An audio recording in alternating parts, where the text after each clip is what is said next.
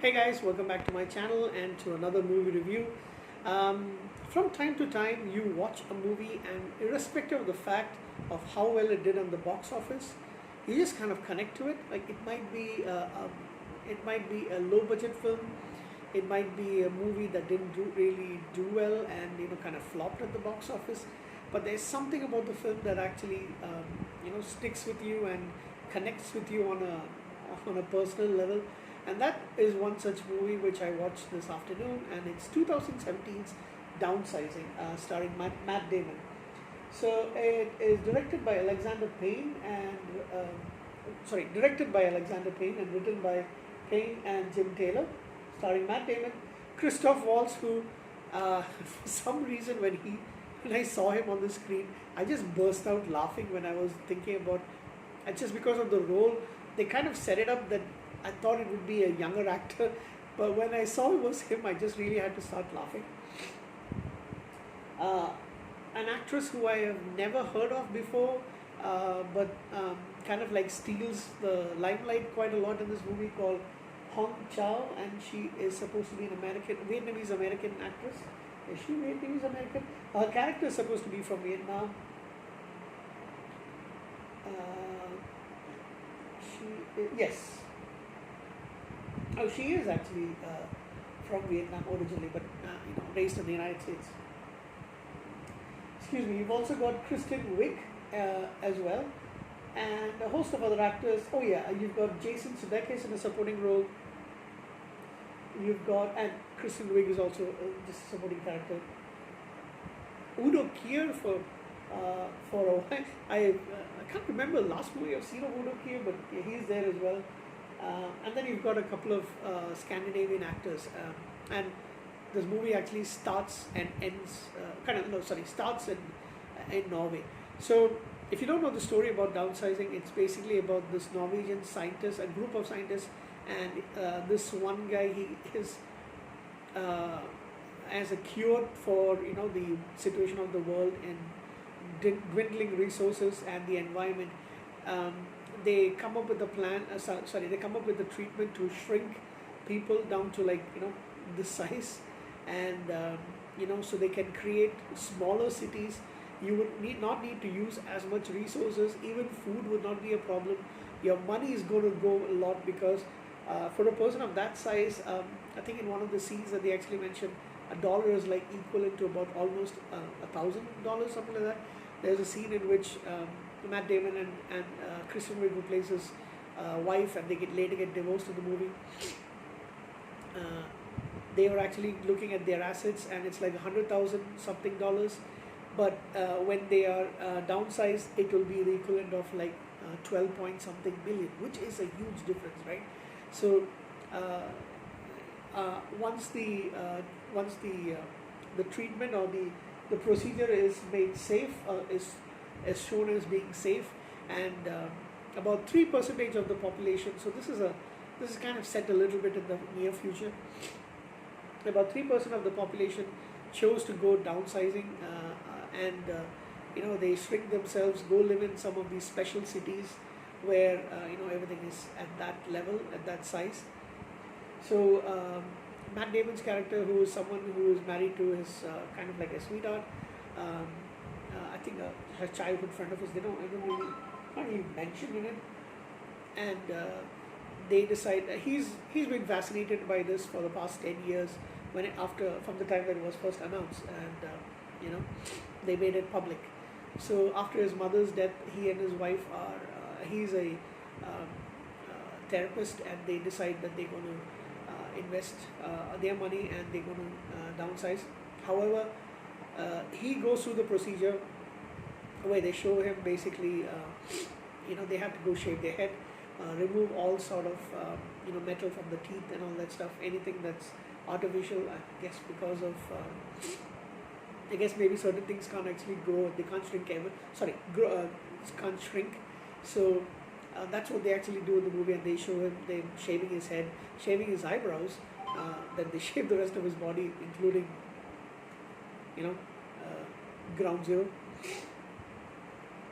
But his wife decides, midway through the shaving, she decides she can't go through it. So she leaves. She says she can't leave her friends behind because none of their friends and family are actually joining them. So she thinks it's a bad idea, and then she kind of dumps him, and so they have to. That's why they go through a divorce. Now they initially had a large house, a mansion, which was because of the lesser cost everybody could actually, or most people could actually afford huge houses. But because after the divorce, he kind of has to let the house go because the maintenance, the amount that um, gets her part of the investment is not there, plus the divorce settlement and all that stuff. So he decides to get a job as a customer care call center representative, having been working in that industry for such a long time. That's actually something nice to see. But he's kind of depressed, now living in an apartment. He tries to date, but doesn't work out. So he joins a neighbor of his, Dusan, played by Christoph Waltz, who has these large parties and stuff. So he's a party boy, but he's an aging party boy, now in his late 50s or 60s. And he also meets Udo Krier's character named Conrad. So they both are having, having almost parties on a daily basis. He gets to meet a former Vietnamese protester and activist named, I don't really know how you pronounce it. I mean, they say it in the movie, Ngoc Lan Tran. She was an activist and, in Vietnam. And she was one of the cruel punishment that they did for some of the activists was they shrunk them without their permission, and they put them in a TV box, and somehow the other landed up in the U.S. Because she was sick and they had to amputate her leg, and she runs a cleaning business. She comes and cleans Dusan's house. Matt Damon and her strike up a odd kind of a friendship because he tries to help her since he was a therapist. He tried to fix her leg, but it broke. Her prosthetic leg, it broke. So now she forces him to help her with her, and she does a lot of humanitarian aid as well. She gets food for a lot of the so apparently outside the city, which is kind of luxurious, there are the slums from the really really poor people who were downsized. So she gets food from all the rich people's houses that she and her cleaning crew go and clean, and they donate their leftover food, and she gives the food as free to several of the poor people. And that's I found that really touching and stuff. So she continues doing her work. So they kind of strike up a little partnership, and when there is a chance for Matt Damon's character Paul Safranek, that's his name, to join Dusan and Conrad to go on a boat journey to a ship journey rather, yacht or something like that. What was it? Is it a yacht? Yeah, on the yacht to go up to Norway, and they get to meet Dr. Asbjornsen, who was the guy who came up with the downsizing thing. So Paul, Matt Damon's character, is very very excited to meet him. So he initially thinks of dumping Knock over there, but back in the States, this is somewhere in New Mexico. However, she says she also wants to meet them, and apparently, excuse me, almost dropped my bottle. Apparently, Asbjornsen had actually invited Knock because he had heard about her situation, and he was ashamed that something which he used to actually try and save the population of the human race was used as a form of cruel punishment. So he invited her to go and join the original settlement in Norway, and so she also decided to join them. Now when the four of them in the journey, Knock and Paul sort of have a romantic moment, and they kiss, and he kisses her, and they happen to spend the night together. When they reach the beautiful settlement in Norway, I mean it's like amazing natural beauty. They reach there. Asbjornsen basically tells them that during the movie they actually mentioned about the Arctic emissions because of the ice melting, methane gas is being released into the atmosphere, and this is really really toxic. So they were hoping that if more and more people actually do take their part and downsize, this can actually help the environment a lot more. However, in the test that they later conduct, they realized that the methane emissions cannot be stopped, and it will um, result in the eventual extinction of the human race and possibly a lot of birds and animal life as well.